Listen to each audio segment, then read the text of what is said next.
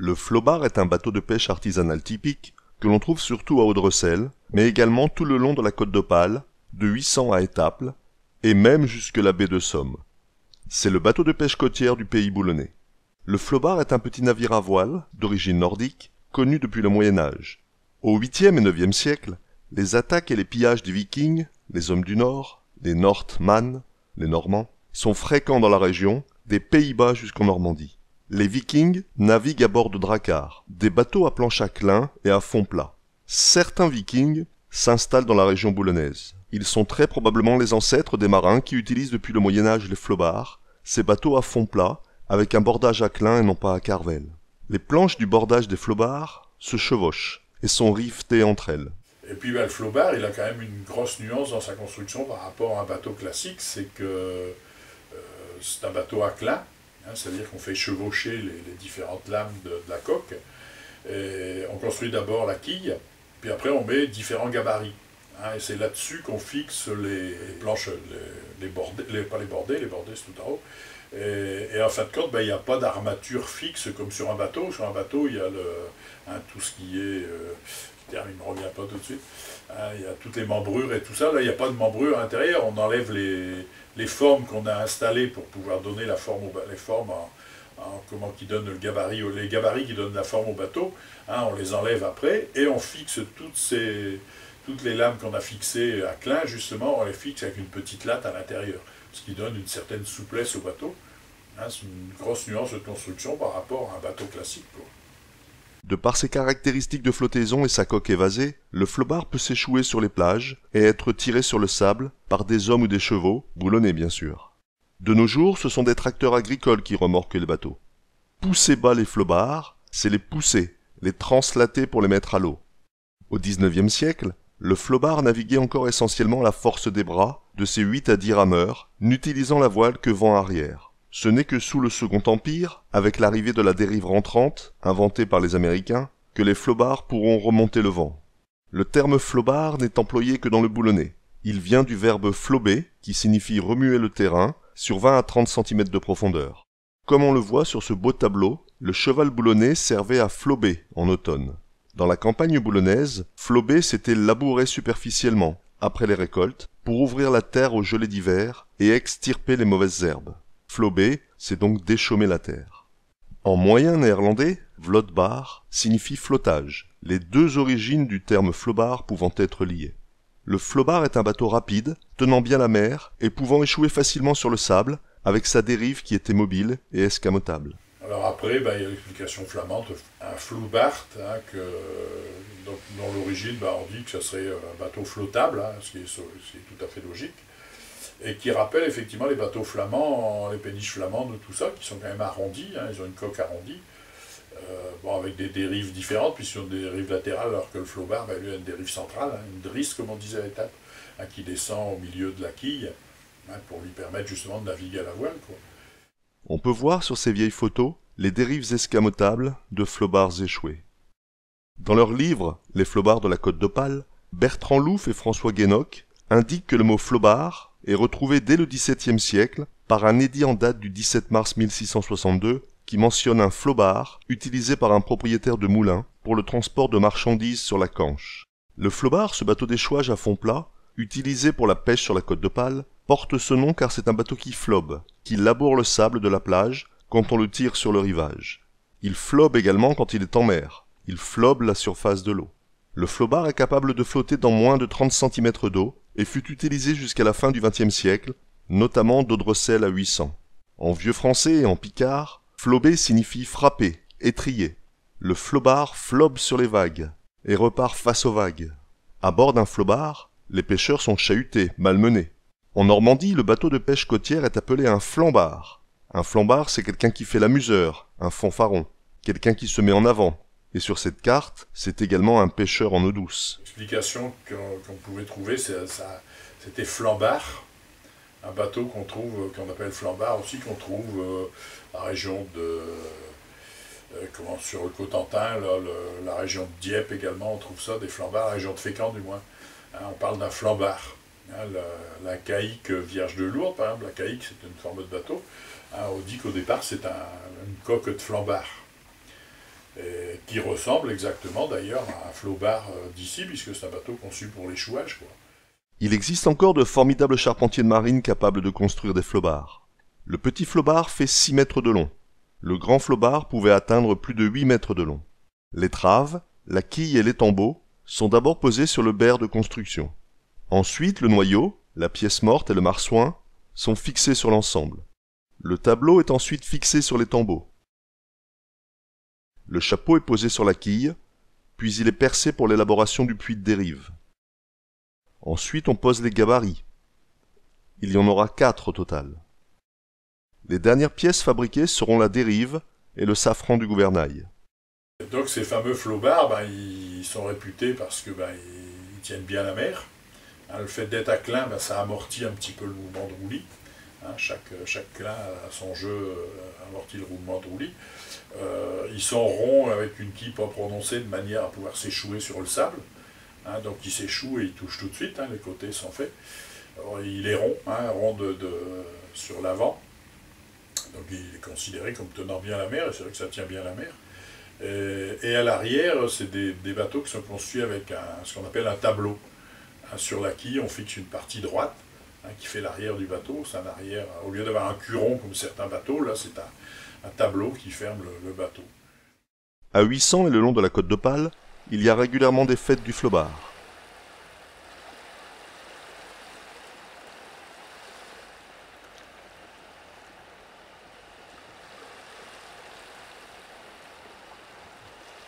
De nos jours, c'est Audrecel qui est la ville du flobard boulonnais.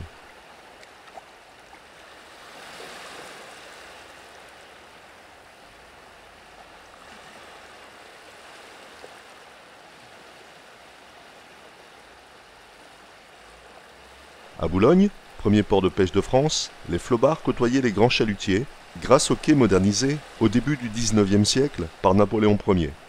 Au début du XXe siècle, il y avait encore des passeurs entre Capécure et Boulogne pour éviter le détour de passer par le pont Marguet. À Wimereux, cité balnéaire qui s'est détachée du 8000 en 1899, quelques flobards distrayaient les touristes et les enfants. Au Portel, qui date de 1856, on retrouve des traces écrites prouvant qu'une petite flottille de bateaux de pêche à Outreau était en concurrence avec Boulogne depuis les XIIe et XIIIe siècles. Les pêcheurs de l'île d'Outreau devaient d'ailleurs payer pour l'entretien du feu au sommet de la tour d'Odre. Alors ces flobards, c'était des bateaux d'échouage qui étaient utilisés sur les endroits où il y avait des pêcheurs, mais pas de port pour pouvoir accoster. C'était le cas ici, Audrecel, en Bleteuse, 800, Berck également, et le Portel. Le Portel, à un moment donné, il y avait autour de 150 flobards. Et bon, tous ces flobards-là, ils ont disparu parce que ça avait du mal à nourrir son homme. Et puis, il faut dire aussi qu'on a augmenté un petit peu la taille de ces bateaux. Ce qui fait qu'à un moment donné, c'était difficile de les faire échouer, difficile de les manœuvrer pour aller les mettre à l'eau et les remonter. Et c'est là qu'on a commencé au Portel à demander à faire un épi qui protégeait un petit peu justement pour pouvoir s'échouer plus facilement, puis aussi pour pouvoir accoster ces flobards, qui a très peu servi en fin de compte au Portel parce que les bateaux ayant pris une certaine taille et puis la proximité de Boulogne, ils se sont rabattus tout de suite sur Boulogne, quoi. Donc le Portel a perdu ses flobards à ce moment-là. Un port qui a gardé des flobards longtemps, c'était Berck, jusque dans les années 1953-54, il y a encore des flobards. Très peu, mais il en restait. Et puis, ce qui est réputé comme étant le dernier port utilisé par les... Enfin, le dernier port d'échouage utilisé par les flobards, c'est 800, qui a incuré des flobards assez longtemps. Dans les années 70-75, il y avait encore une ou deux personnes qui pêchaient avec des flobards. Alors ces flobards, la grosse difficulté, c'était de les mettre à l'eau. Donc les mettre à l'eau, il fallait du monde pour tirer les flobards jusqu'à l'eau. Alors on utilisait des blots, c'était des planches en fin de compte qu'on graissait avec de la glaise souvent. On disait quelquefois que c'était du suif, mais c'était plus souvent de la glaise que du suif. Ça ou des rouleaux. Mais un rouleau, sur le sable, ça roulait mal, c'était pas nécessairement les rouleaux qu'on utilisait. Donc il fallait, on avançait le flobard d'une certaine distance avec le nombre de planches, là, hop, on arrêtait, on mettait les planches devant jusqu'à ce qu'on arrive à la mer. Et pour remonter, c'est pareil, on essayait de s'échouer le plus haut possible, et c'était tiré à dos d'homme pour le remonter sur le sable au sec, quoi. Donc c'est un métier difficile, je dirais pas trop compatible avec les conditions de vie actuelles, quoi, de rentabilité du moins actuelle. En 1914, Dans son célèbre roman Gingolf l'abandonné, René Bazin parlait des flobards dès les premières lignes. Sur la grève des Quillens, 20 hommes, l'épaule appuyée à la coque du bateau, les reins tendus, les orteils enfoncés dans le sable, poussaient un bateau qui allait prendre la mer. On trouve bien sûr des flobards à étaples.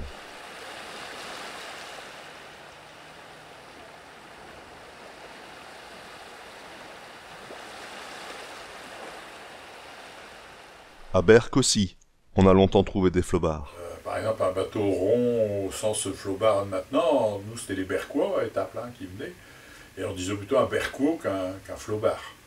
Un Berquot, c'est un bateau rond de devant, c'était des bateaux d'échouage, peut-être plus marqués que les flobards d'ici d'ailleurs, l'arrondi de devant. Alors maintenant, ces flobards, c'est devenu un objet, je dirais, de pêche de loisir. C'est souvent des particuliers, des plaisanciers qui ont refait faire un flobard, qui ont racheté souvent des flobards d'origine en bois, mais c'est des bateaux qui vieillissaient mal du fait de l'échouage et puis qu'ils n'avaient pas de structure rigide. C'était uniquement les planches de côté qui faisaient la forme du bateau, qui faisait sa rigidité. Il s'écrasait plus ou moins, tout ça, il suffisait de l'accoster un peu mal ou un truc comme ça pour le resserrer. Et en plus, c'est des bateaux qu'il ne fallait pas trop laisser longtemps au sec. Le bois se resserre quand c'est au sec, ce qui fait qu'ils prenaient l'eau, il fallait attendre un moment qu'ils regonflent, tout ça. Ça demandait beaucoup d'entretien, il fallait calfater aussi tout le long des clats, entre les planches. Calfater, c'est mettre du calfa, c'est de l'étoupe qu'on enfonce avec un maillet à calfa puis un petit burin. Et là-dessus, on mettait du brai, c'est un goudron de houille là, qui faisait l'étanchéité.